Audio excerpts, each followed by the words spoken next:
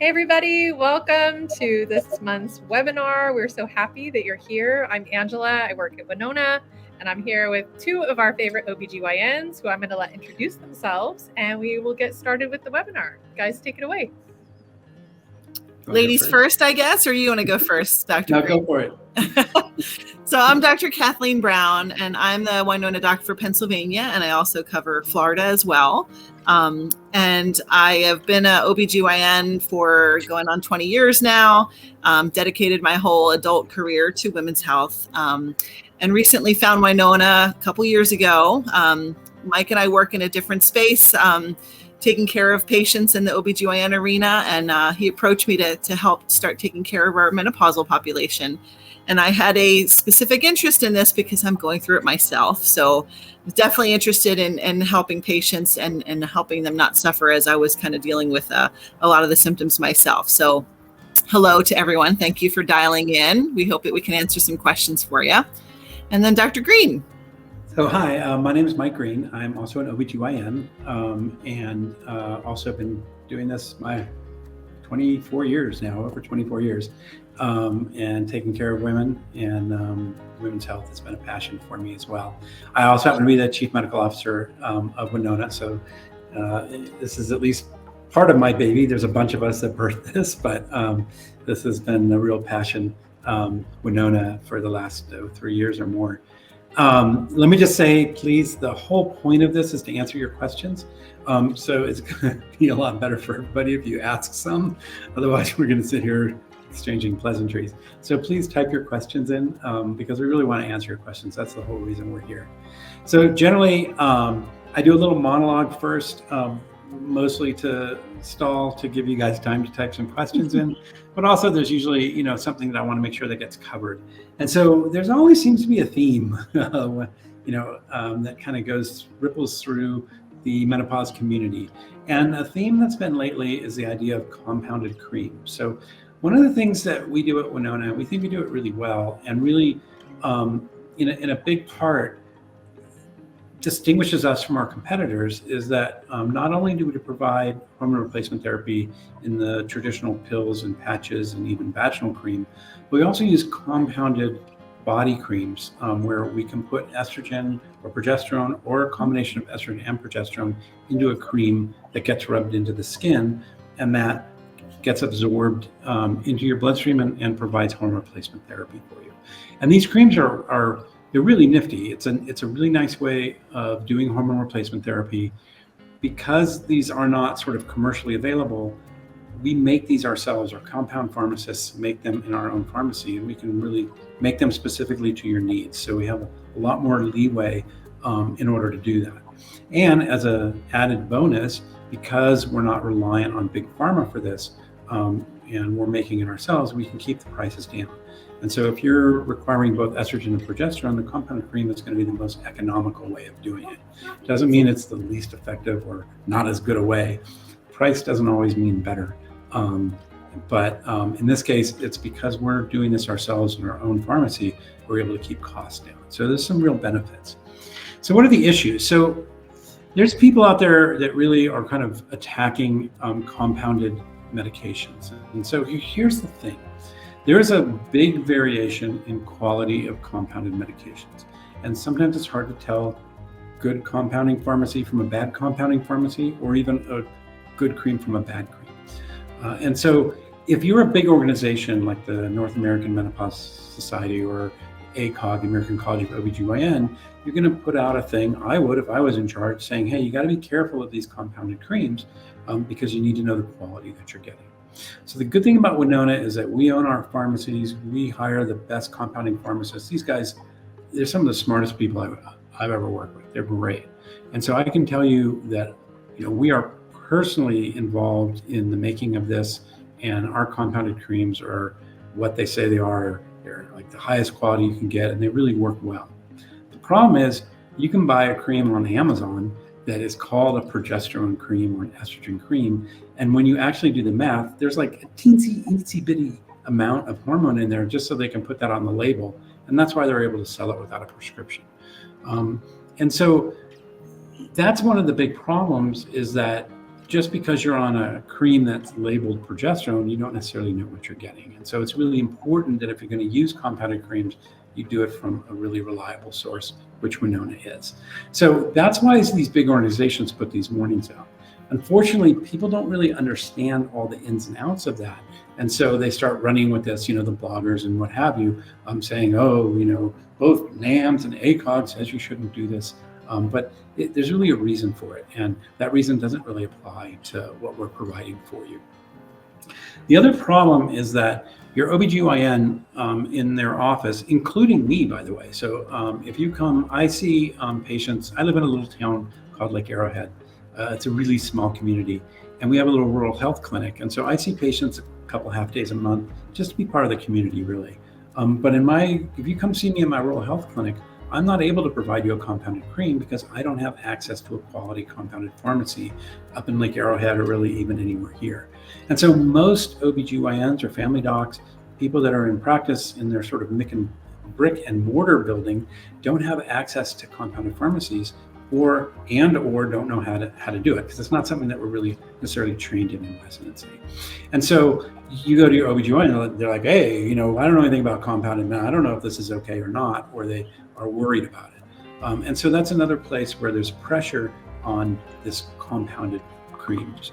And then the last one, and this is honestly one of the big problems with the US healthcare industry, is that big pharma has a ton of interest in not having compounded medication out there because they're not making money off of it. And these are, multi-billion-dollar industries that are making all kinds of money off of their pharmaceuticals. Doesn't mean that commercial pharmaceutical quality estrogen pills or estrogen patches or progesterone pills are no good. That's not true. We actually sell them, but there's a big interest by this industry to try to keep the compounding pharmacies out of the business because it's costing them money. And so there's influence there. And I'm not saying that your doctor is influenced or that ACOG is influenced or that the blogger is influenced, but we all know that money speaks, and there's a lot of influence. This big pharma has a lot of influence on what's going on. And so that's sort of the other problem that's out there. So if you hear these things about compounded creams and you're worried because, oh my God, I just got this compounded estrogen progesterone cream from Winona, is this going to hurt me or is this no good? The answer is no.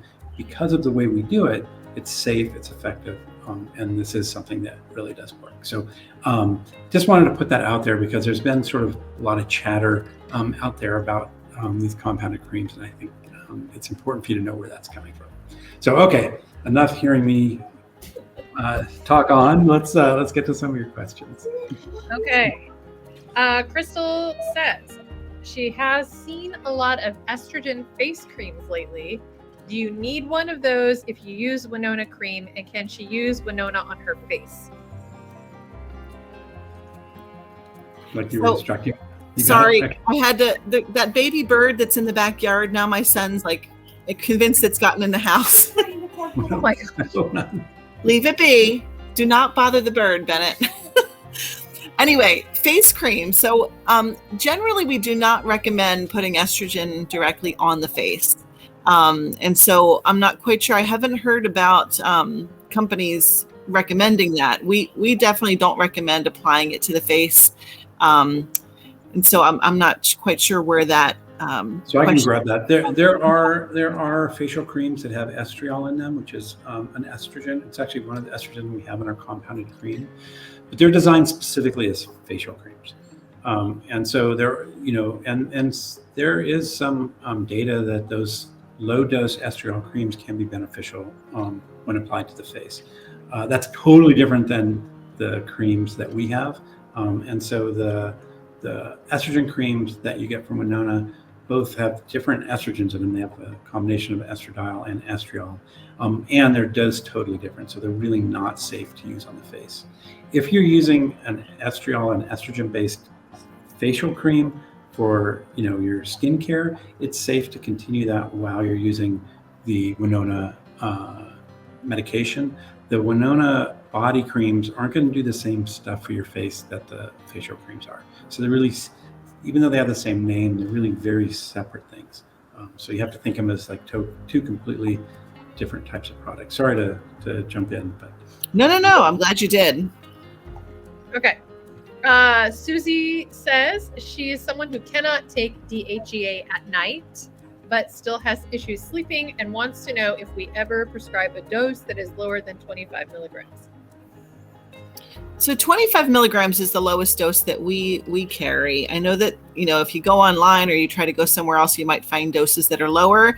But like Dr. Green talked about earlier, about knowing where the source of your medication, your supplements come from is important. So, even though you might find a dose lower, we don't know, we can't really guarantee, what is contained in that. So 25 is what we found works well for patients. Generally, our body releases DHEA, its own inherent DHEA in the morning usually. So a lot of my patients do better taking it in the morning because it can give you kind of an energizing effect for some patients. But if it depends on you, like if you can fit it in your schedule better, taking it during the day or in the afternoon, you do what works best for you and what you can keep a pattern of and what works for your lifestyle. Mary is asking us, what is our diagnostic process? So our diagnostic process really is a very thorough medical history questionnaire, and also getting a good thorough history of what symptoms that you have. So you'll see a lot of folks out there, especially that are, offering menopause treatment, offer to do testing, offer to do blood testing or salivary testing or Dutch hormone testing. Really, there's no data out there to say that testing any hormone level is going to help us to guide our treatment or let us know what dose you need. We can tell as experienced OB-GYNs based on the symptoms that you report to us what hormones you're probably deficient in. If you're having hot flashes, night sweats, if you're having insomnia, your estrogen level is guaranteed to be low. You would benefit from estrogen supplementation. These are things that we can tell just by your symptoms. We don't need to put you through all that testing. So really, it's a thorough history. Sometimes we might have to ask you some further questions to just extrapolate and get more information from what you put in your onboarding questionnaire. But you'll have a one-on-one conversation with the doctor at Winona to go through your history and come up with a treatment plan together. Adriana says, or she would like to know, how well do our medications hold up against the heat when shipped to areas of high temperatures? Can high temperatures cause them to lose their potency? So I'll grab this one. So the estrogen, progesterone, and DHEA are stable to at least 150 degrees. So it's really unlikely that even if it's sitting in the mailbox in Arizona in the summer for a couple of days, that there's going to be a potency problem. The only problem we have seen occasionally, the progesterone capsules, if they sit in the heat for too long, will sort of fuse together and make kind of a blob. So it's not that the potency is gone, but the integrity of the capsule itself becomes a problem. That doesn't happen that often, fortunately, and kind of surprisingly, because like I said, we ship to some really hot areas. But every now and then it does. And if that does, we'll be happy to ship you a new batch. Obviously, we don't want you to, have this big blob of capsules trying to deal with. So, just let us know and we'll replace it. But there's like just a few a year we end up having to replace. It doesn't happen very often. Definitely does not affect the potency of the medication. That's the one place where we've seen problems with heat. And again, it's pretty infrequent. All right. So our next question is from Crystal, who asks, is oral progesterone more effective than progesterone cream?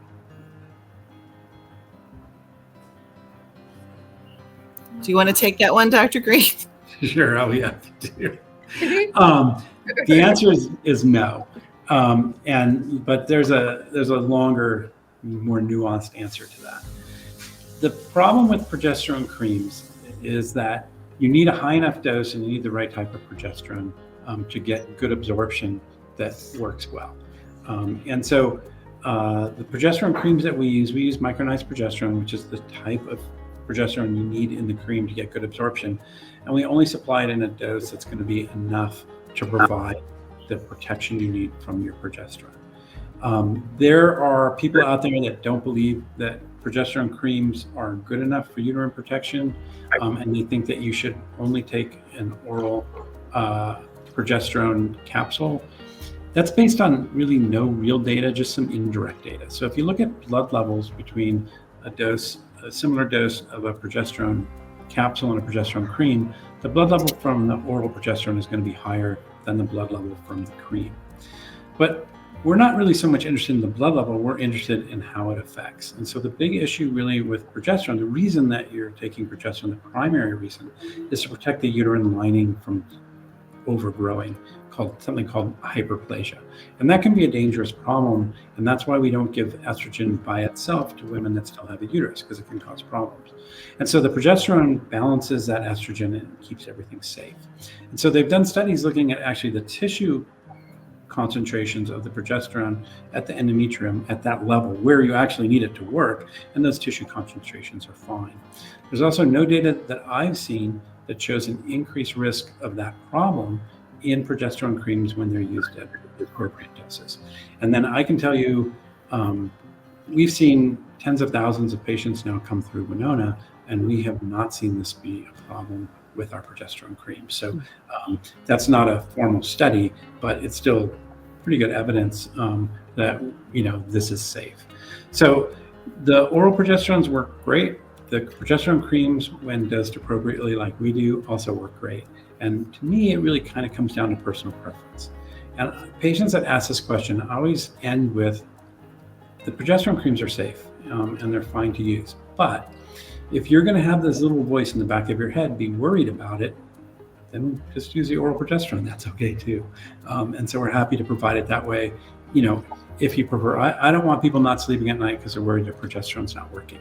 So even though I know it is, you need to know it is. You need to know it is not just intellectually, but sort of in your guts, so that you're not worried about it.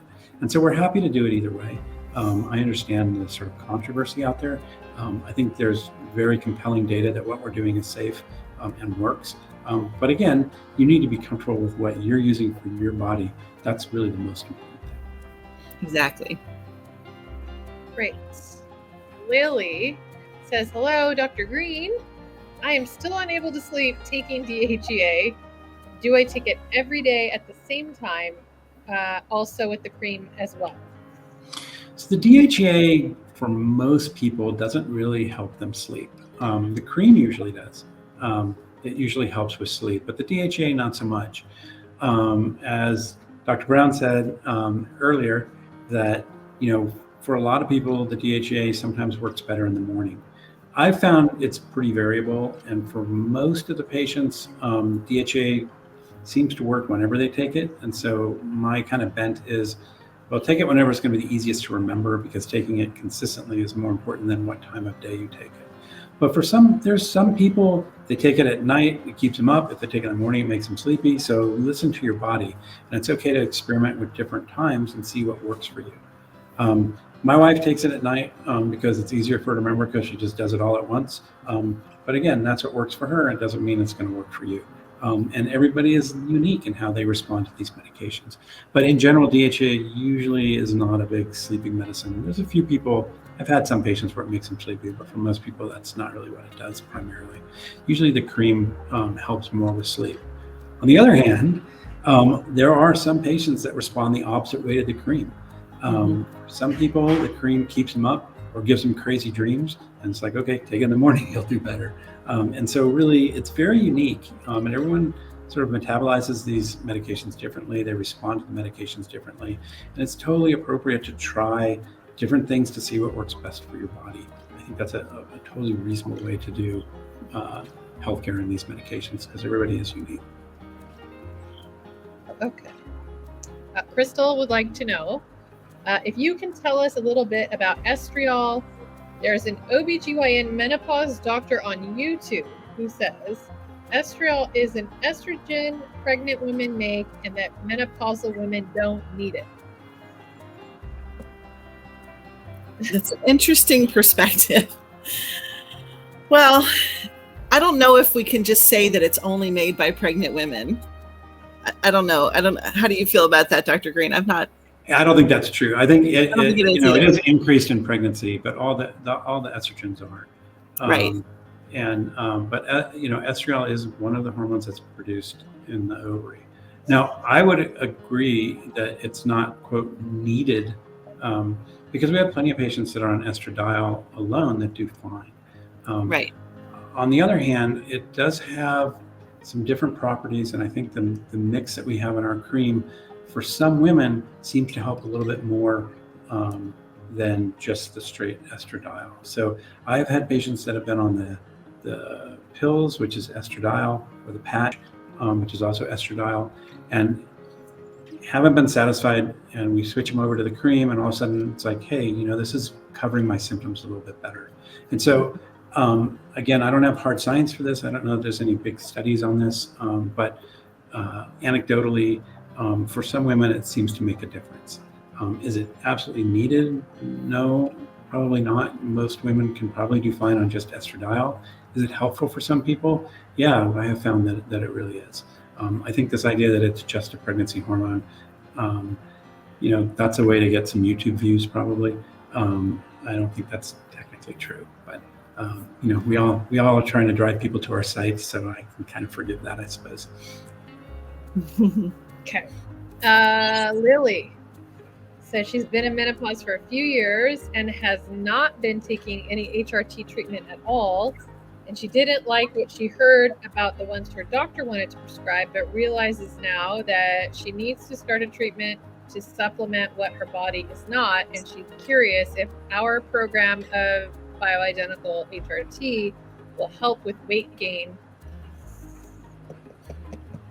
Yes. So, really the answer is when we go through menopause, our body gets into a very high stress state, a high cortisol level, which is our stress hormone.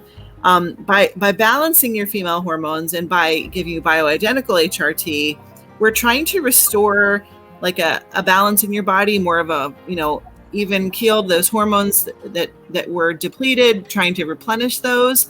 And really over time, as your body gets that environment back that's more optimal with the hormone levels, that stress hormone will decrease, and all the things that you're doing to try to lose weight, eating well, moving your body, treating your body well, you'll start seeing the weight loss. And so it's very, very common, you've heard about the menobelly, that a lot of us as women, when we start hitting menopause, we start putting on weight in areas of our body that we never had to deal with before. And it's all due to those hormonal changes. So by replenishing those hormones, it really can help combat that. And a lot of our patients are very happy with the weight loss that they've achieved after they've been on their HRT for some time. Okay, Mary would like to know, what is GSM? I'm just assuming you both know what that is. Of course we do. Okay. Awesome. Yes. So genitourinary syndrome of menopause. So we used to call this vaginal atrophy, and we got away from that term. There's a lot of recoining medical terms and a lot of changing the names of diagnoses just because the old terms are somewhat derogatory, but also not very descriptive. And so, it's a constellation of symptoms that we see when we see the loss of estrogen from the vaginal tissues, but not just the vagina, also the urethra, which is where your urine exits the body, also the labia, labia majora, labia minora. So basically, the skin of the vagina loses elasticity as it loses estrogen. The skin itself becomes thinner, so it's more fragile. You lose lubrication. Sometimes as a result, those tissues that support the bladder as well, when they lose estrogen as well, you can start to get bladder symptoms as well. You start to get bladder irritation, sometimes increased urgency, frequency. With the tissues not being as supple and elastic, you also can lose some of the support of the bladder. So we can see more incontinence symptoms, frequent UTIs. The urethral orifice, that opening, can sometimes start being a little bit more gaping open. You can be more prone to getting infections, especially from intercourse. It's a whole slew of things that can happen.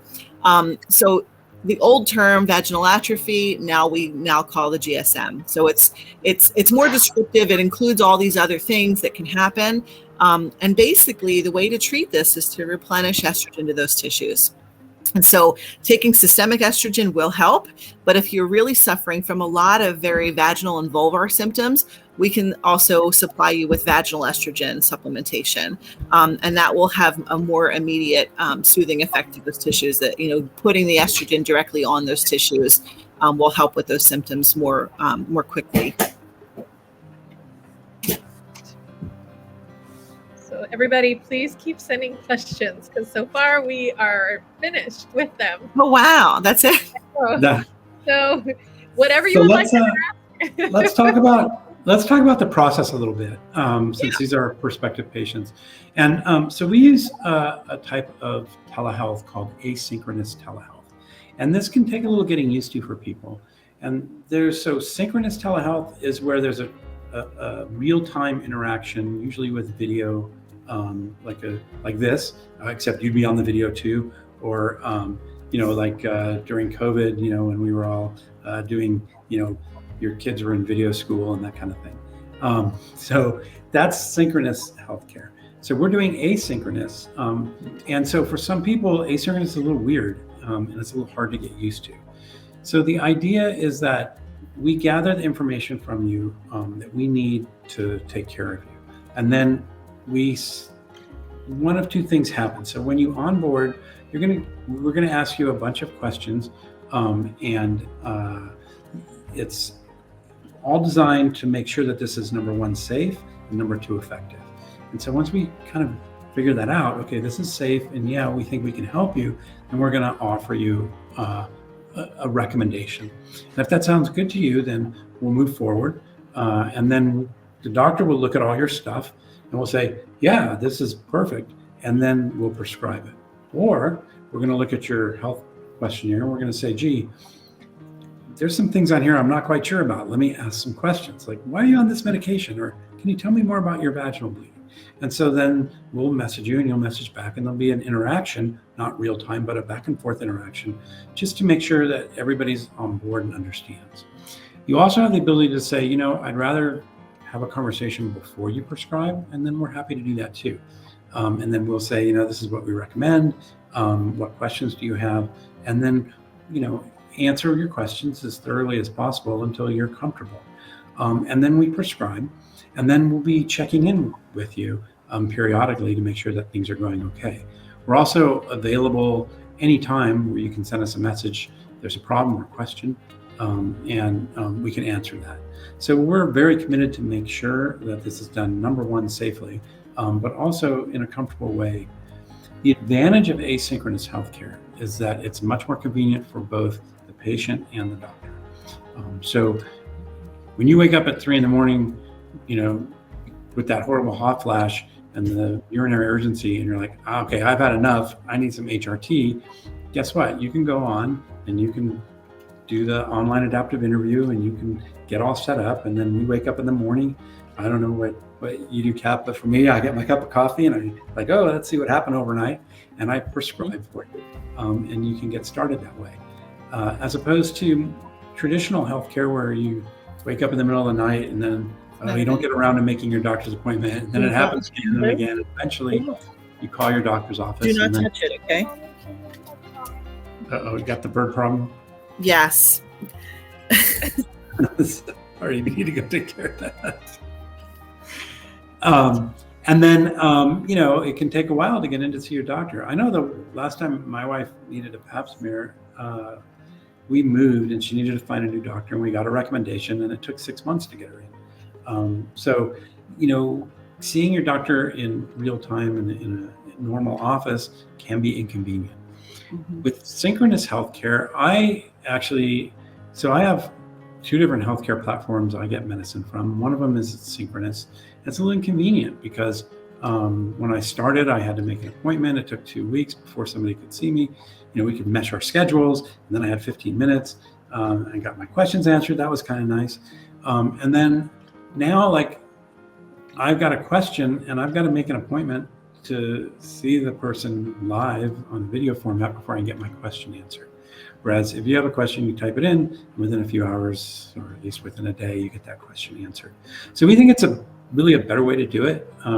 It's different than what people are used to, but We know that it's safe, and again, it's more convenient. And the other thing, and again, me as Chief Medical Officer, as my business hat, because it's more convenient for the doctors, we can do this for less money. So if you tell a doctor, you need to schedule me this many hours so you can do video appointments, you have to pay them more money than if you say, hey, you can do this 15 minutes here and 10 minutes there and 5 minutes there and in between patients. And so if it's more convenient for the doctor, they are happier to do it for less money. And that means that we can provide this at we save that money, that savings onto you. So anything we can do more efficiently is better for you. So it makes everything cost less. Cats that are growling that I'm paying her less money. But seriously, I mean, we're really looking into certain states. We may have to do a synchronous approach. And it's like, gee, this is going to be a real hassle for both the patient and the doctor to find times where we can coordinate this. And it's really a lot more difficult. So we think that this is a really good way to do it. But for some people, it takes a little getting used to. Okay, did I stall long enough? You always are good at filling time, Dr. Green. Come on. I'm a big mouth.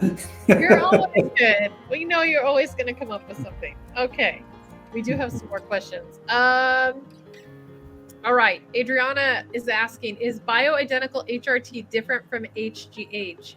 Can they / should they be taken together? The baby bird's gone.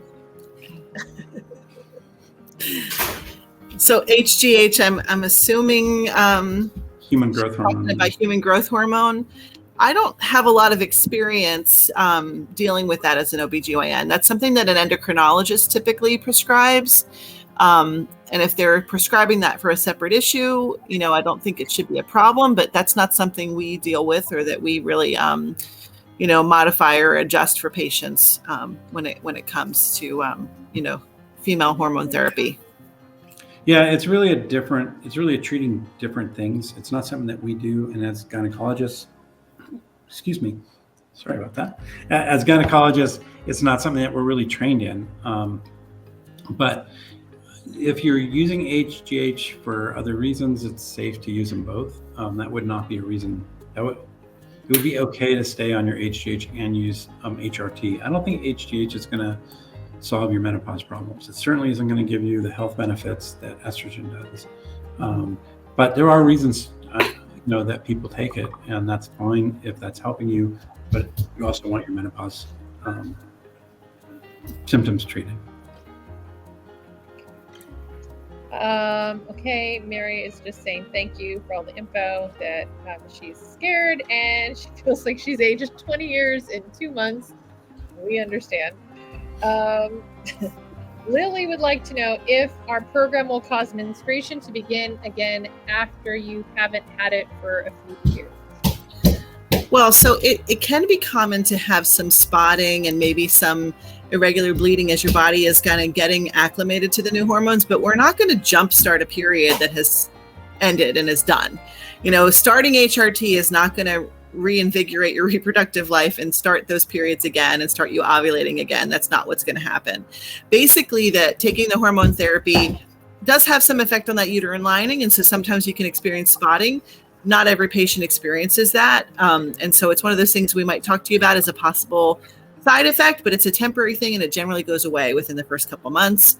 Sometimes you can see it when we change doses, but we're not going to kickstart your period back again, so don't be afraid of that. Everyone's like, no. Yeah. The one good thing about menopause, right? Nobody wants that.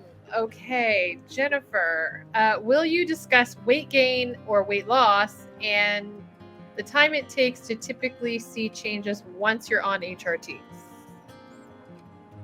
So initially, I try to tell my patients to stay away from the scale initially, because when you first start taking the hormones, you can experience some water retention and some bloating just as your body's getting acclimated to those hormones. So just like putting on weight takes time, it takes some time to start losing weight. And first, we need to get your body to have the hormones on board and get used to them, so the hormones can start doing their thing to help with those menopausal symptoms, like the vasomotor symptoms, like night sweats, hot flashes.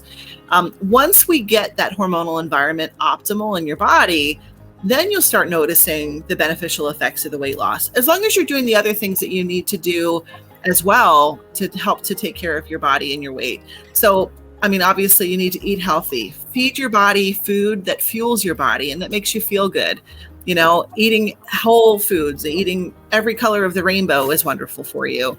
I tell patients to stay away from the core of most grocery stores and eat from the periphery.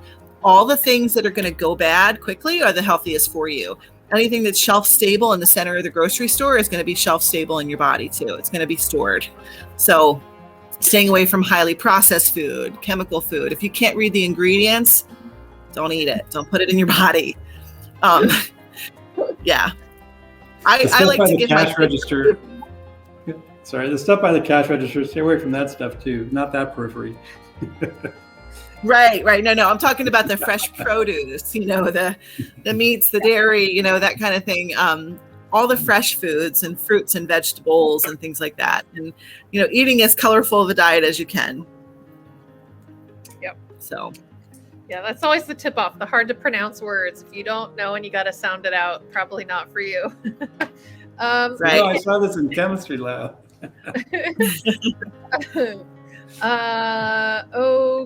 Okay, hold on. Trisha says she was prescribed estradiol and testosterone and started cramping and spotting immediately. It has been a year since she's had her period, and she took the medication for 3 days, but the doctor said to stop and ordered an ultrasound. Would you recommend the same?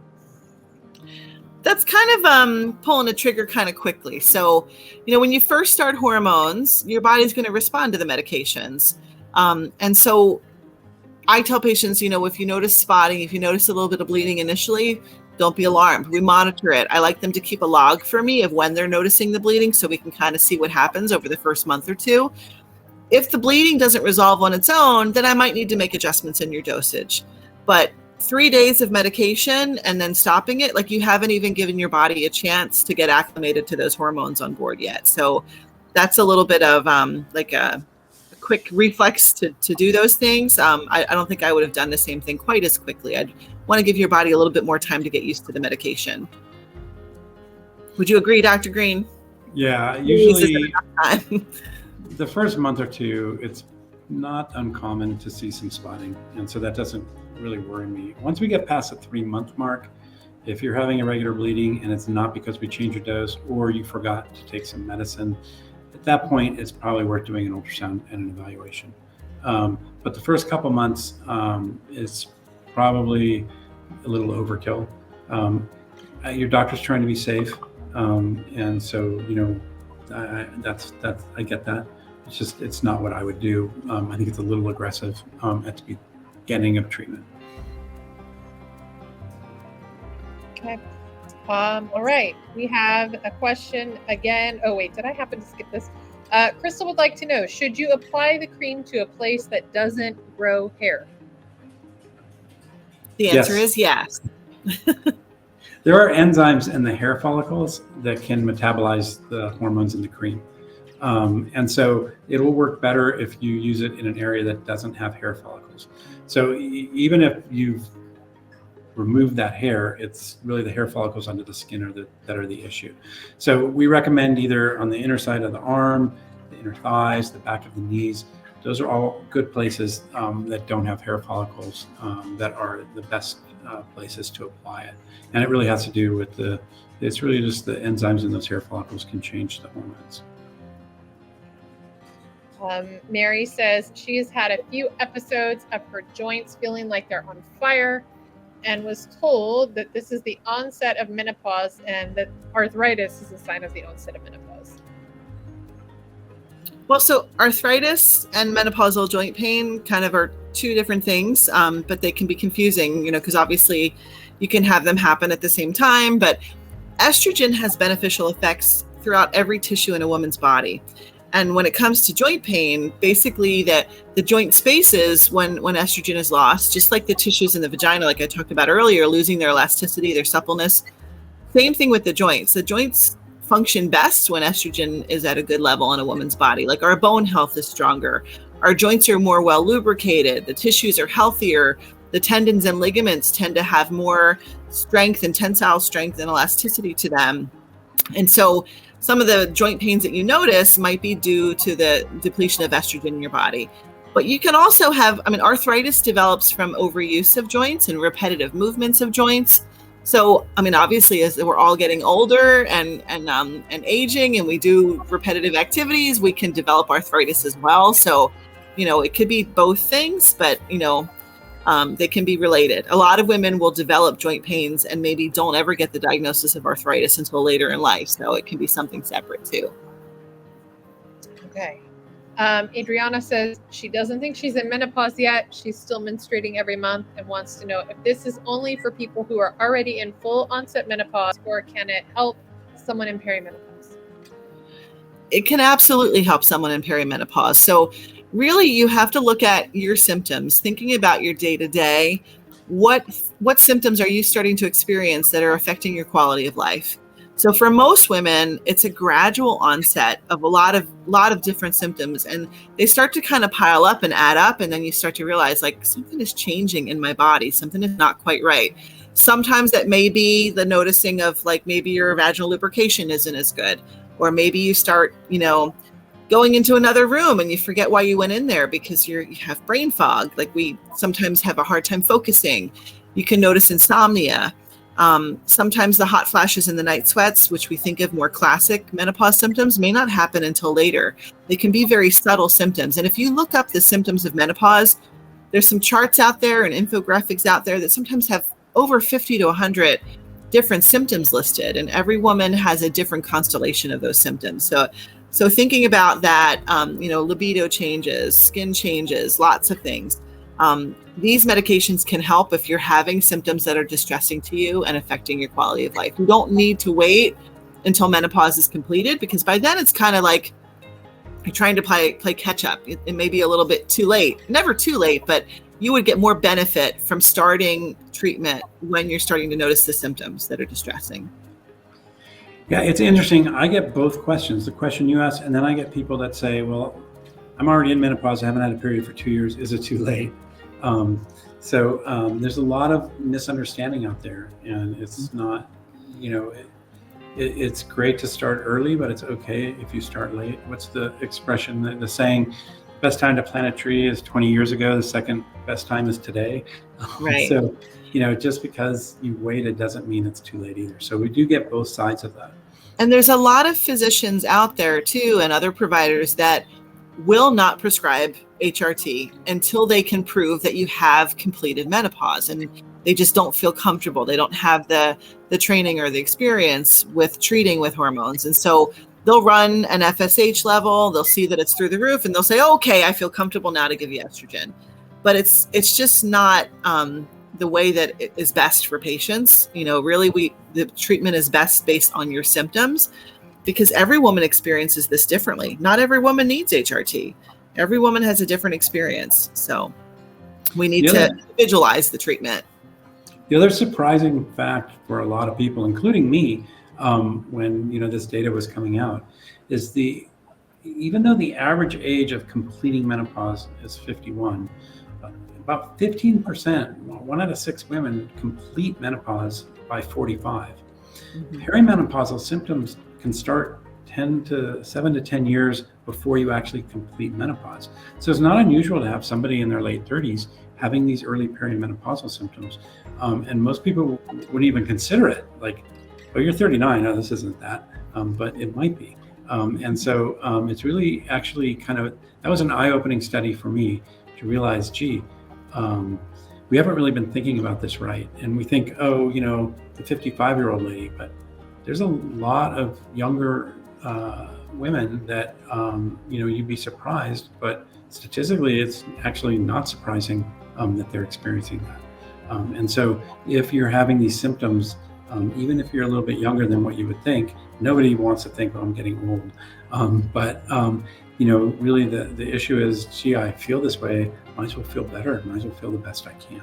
There's also some medical benefits to starting HRT earlier that you do miss out on if you wait too long. So there is every reason to start hormone replacement therapy if you're having symptoms,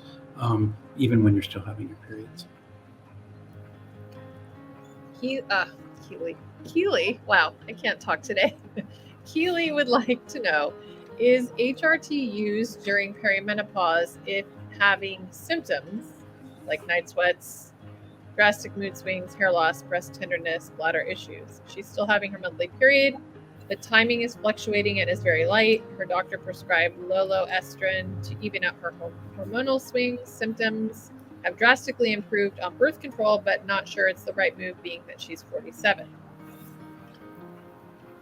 Well, so I think we covered part of this in talking about, treating with HRT and perimenopause.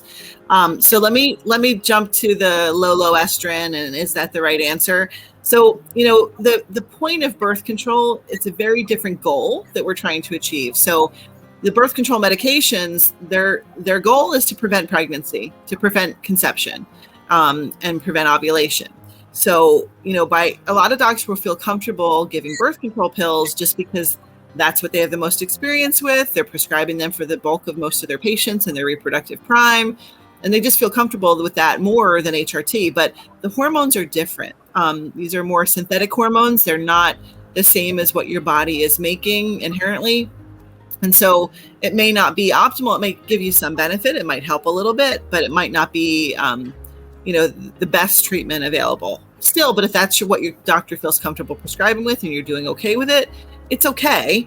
But there are some risks to taking birth control as you get older, especially if you're a smoker or especially if you have high blood pressure, because the dosages are different and there can be increased risks with birth control hormones compared to HRT.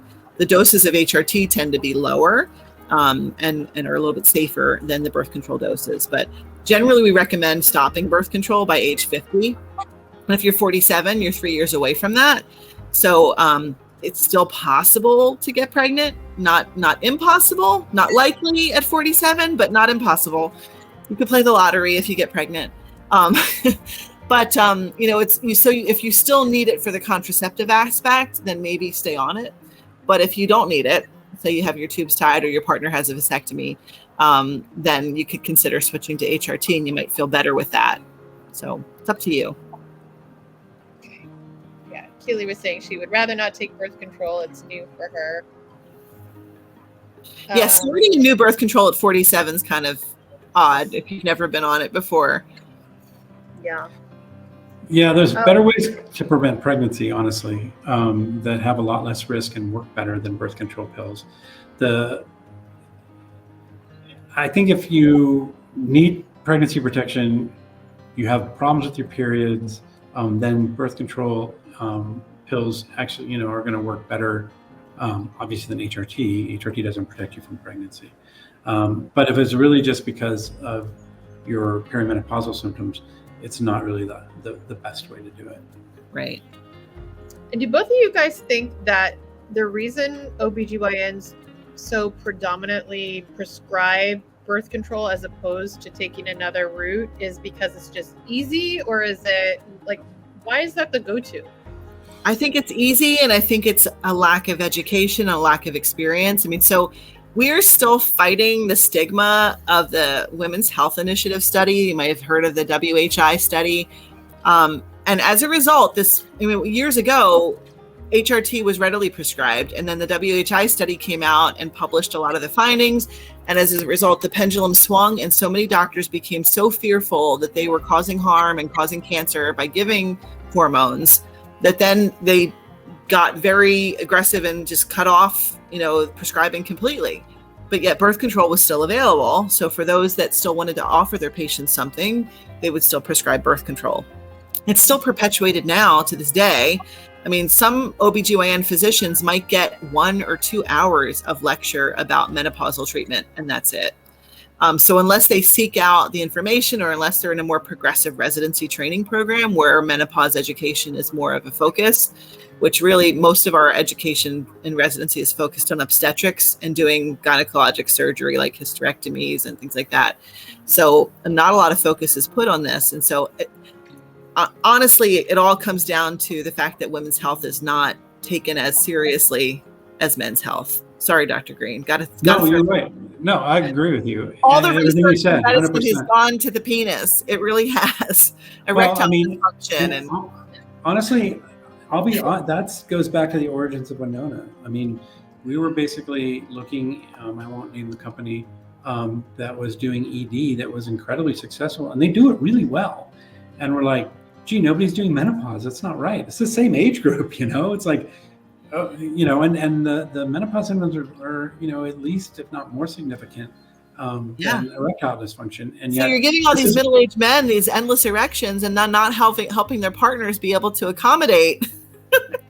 But so we're like, well, gee, that's not fair. And we should offer a really high quality telehealth platform to do HRT. And that was really some of the initial conversations we had when we were developing Winona. It's like, let's do it really well, like these man companies do for women, because it's not right. And so that's sort of what we've really been trying to accomplish. The other thing, and as far as the training goes, when the Women's Health Initiative study came out, a lot of training programs and the attendings that train them sort of threw their hands up. They're like, you know what? This is not a history class, and you're never going to be prescribing these medications, so don't waste your time learning about it. And so we had this sort of whole generation of doctors that never learned about HRT. And now, as the pendulum is appropriately swinging back, and we realize, hey, this is a really important thing to be prescribing, you have this whole generation of doctors that have no training. And they do understand how to give birth control pills, and they help some. And so I guess it's better than nothing. And so that's what they use because it's what they're trained on and what they're comfortable with. And they know the sort of ins and outs, but they don't know the ins and outs of real HRT, which is really a safer, better way to do it. But because they don't know how to do it well, they elect not to do it. So it's not that they're bad doctors. It's just that, they were probably trained in a time when they didn't get this kind of training. And so they're doing the best they can with the training they have. It's, the old dog, new trick thing. It's hard to learn new things. I guess that's a bit of an excuse. I tell the residents that I train, I tell them I'm not training you to be a resident, I'm training you to be attending. But I'm like, don't think that when you get out, you know everything. And if I'm doing things the same way I did 24 years ago when I came out of residency, I'm a really bad doctor because healthcare has come a long way. And so we do need to keep educating ourselves. And unfortunately, there's so much to learn that, some of that gets neglected. But that's my soapbox. Yep. Yeah, Crystal was saying she appreciates all the education we're providing and that she's in our Facebook group, and it makes her angry to read the stories about how doctors brush off symptoms. So, yeah, it's pretty common. You're right. Yeah, unfortunately. That's why we're here. Yep. Well, if there are there any last questions? Adriana's typing. I can't believe we're getting through everything. And Mary as well. Oh, Mary has a question. Did I skip something, Mary? I'm sorry. Oh, the vegan. Oh, are they vegan? Yes, I'm so sorry. Are they vegan? Yeah, the only thing that we have that's not vegan are the capsules. That would be the progesterone capsules and the DHEA capsules. The actual capsule itself is made out of a gelatin product. Everything else that we offer is vegan. So the creams and the estrogen tablets are vegan.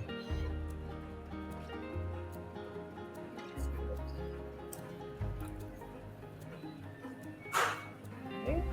I think we're good. I think so. Wow, everybody. Well, thank you for your very smart questions and keeping us on our toes, and for Dr. Kat and Dr. Green giving us their undivided attention for the last hour. And now everybody can go forth and conquer their evening. Do whatever. Kat's got a baby bird she's got to go rescue. So it was interesting. I went in my backyard. I was going to have a beautiful backdrop of nature for this call. And then all of a sudden I just heard this crazy chirping, and I looked over and there's this baby bird looking up at me. And I just would go ahead. And all of a sudden this robin starts swooping down, trying to get to my head. So then I had to move inside. And then literally my son said all of a sudden he heard this chirping out front.